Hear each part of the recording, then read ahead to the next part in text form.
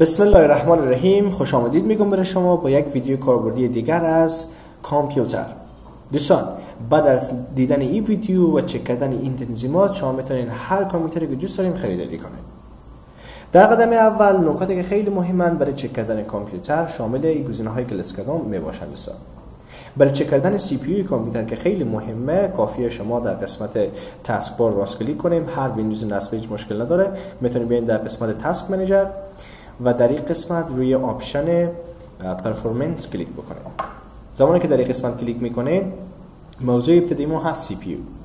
دوستان، دقت خیلی بالایی داشته باشین. به هیچ عنوان او کامپیوتر خریداری نکنیم که سی پی یو از او از 5 کورای از 5 پایین باشه. حداقل باید 5 باشه. و در این قسمت نسل سی پی یو تعیین میشه که فعلا عدد اولی و مهم 2 و به هیچ عنوان کامپیوتر خریداری نکنیم که زیر 4 باشه. حالا 4 باشه حداقل خوب، ولی هرچی بالا سرعت بالاتر. و این سی پی یو که میبینیم فعلا نسل 2 به هیچ عنوان سرعت زیر بالا نیست. و به همین شکل به قسمت پایینی آماده اینجا کور داریم. دوستان، کور سی پی یو تا این کور فرق میکنه. این نوعیت مدل سی پی یو و در این قسمت شما هسته های سی پی یو میبینید که خوبه که از 4 یا خود از 4 بالاتر باشه.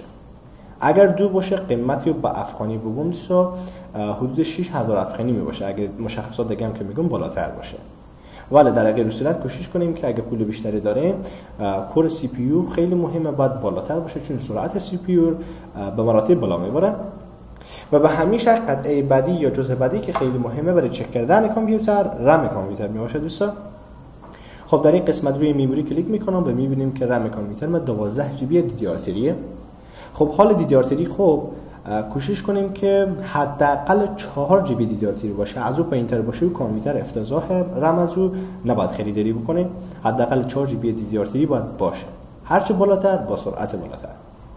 در قسمت بعدی هارد دیسک داریم که شما میتونید از قسمت دیسک آماده و اینجا ببینیم که هارد دیسک ما SSD. دوستان، اگر 500 جی بی HDD نوشته بود به این قسمت HDD، او به درد نمیخوره. دوستان عزیز، شما باید همین 119 جی بی SSD خریداری بکنین یا 320 جی بی SSD. فقط برند یا همون مدل از او SSD باشه.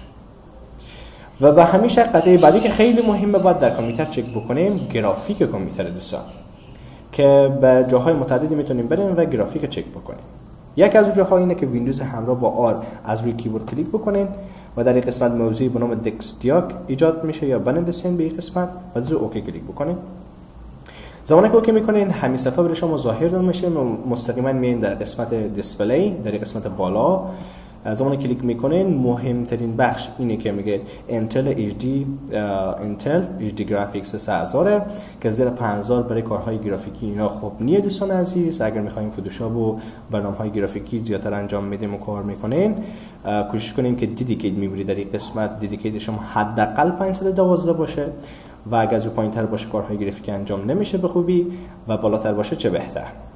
خب سراغ قطعه بعدی میریم. دوستان عزیز، اگر گرافیک نتونستین از اون قسمت چک بکنین، حالا راههای دیگه هم هست. میتونین روی صفحه دسکتاپ راست کلیک بکنین و در قسمت دیسپلی ستینگ برین و اسکرول کنین بریم در قسمت پوینتر و از اونجا روی گزینه ادوانس دیسپلی ستینگ کلیک میکنین و مستقیما روی گزینه دیسپلی اداپتر پراپرتیز فور دیسپلی 1 یک کلیک میکنین و در این قسمت هم گرافیک و شما توضیحات میده که شیر دیو هیچ مهم نیست. دوستان، مهمه دیدیکیت ویدیو میموری که بعد گفتم حداقل 512 MB باش.